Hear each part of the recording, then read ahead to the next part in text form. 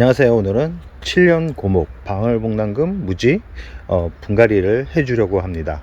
이 지금 영상에 보이는 방울복랑금 무지 같은 경우는 대략 한 50cm 이상 되는 아주 큰 대품이라고 말할 수 있는데요.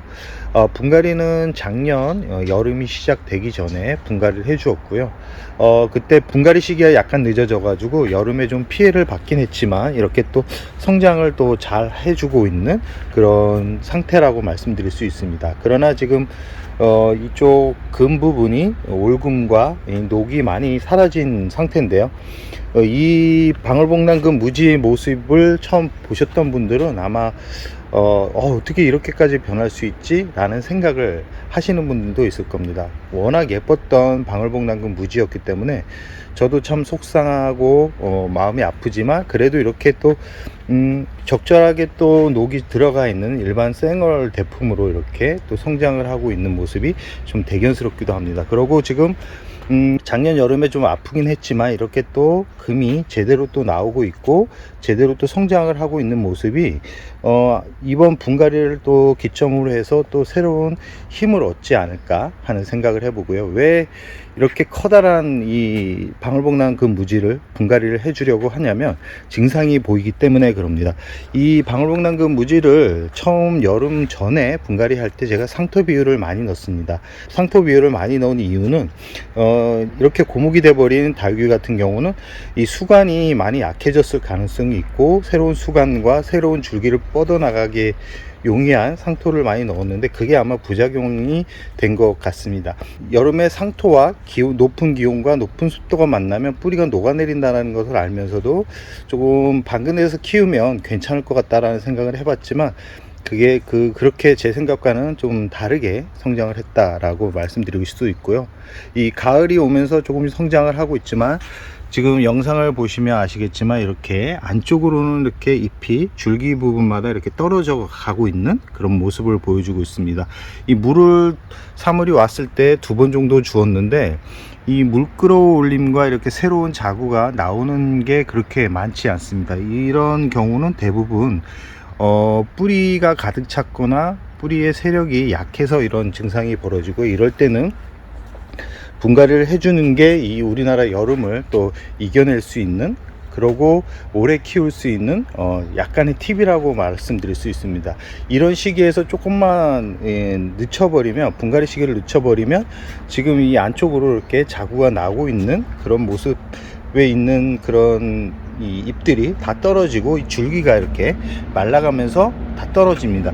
지금 보통 방울복랑금의 특징이 뭐냐면 이렇게 잎이 떨어지면서 이렇게 새순이라 그래야 되나 새로운 자구가 나와야 되는데 지금 현재 이런 자구가 나오지 않는 증상을 보이는 걸로 봐서는 뿌리가 그렇게 좋은 상태는 아니다. 그렇지만 물은 끌어올리고 있고 이런 물을 끌어올리는 시점에서 분갈이 흙에 뿌리가 제대로 활착이 된다 그러면 또 새로운 성장을 할 수 있는 힘이 된다라는 말씀을 드리고 싶습니다. 이 대품 분갈이는 참 힘듭니다. 혼자 하기 힘들기 때문에 조심조심 해야 되고 이 분갈이를 하면서 잎 떨어지는 경우가 많기 때문에 그런 부분은 너무 속상해 하지 않는 게 좋습니다. 이 떨어진 부분에 이렇게 빨간 부분 보이시죠? 이런 빨간 부분에 이제 자구가 새롭게 움트기 시작하고 이런 대품을 분갈이 할 때는 기존 뿌리를 많이 남겨 놓으면 안 되고요. 많이 제거를 해 주시고 난 후에 분갈이를 해 주셔야지만 새로운 뿌리가 나면서 자리를 잡습니다. 초기에는 좀 몸살을 할 가능성이 있습니다. 이런 다육이들 같은 경우는 몸살을 할 확률이 아주 높고요. 몸살을 하는 그런 증상은 잎이 말라가거나 잎이 떨어지는 그런 증상을 보이다가 한 달 정도 지나면 원 상태로 돌아가면서 잎이 통통해지기 시작하기 때문에 너무 걱정을 하지 않으셔도 되고요. 이 분갈이를 할 때 이 상토 비율을 매번 말씀드리지만 성장을 시키기 위해서 상토 비율을 많이 넣게 되면 한 6개월 단위로 분갈이를 해줘야 된다라는 거 꼭 기억해 두시고요. 이번에는 상토 비율을 좀 줄이려고 합니다. 가을 분갈이였다 그러면 또 상토 비율을 높였겠지만 이 봄 분갈이기 때문에 상토 비율을 좀 줄여서 상토는 30% 정도 넣고 분갈이를 할 예정입니다. 그럼 분갈이 후 영상으로 만나 뵙도록 하겠습니다. 분갈이가 완료된 상태고요.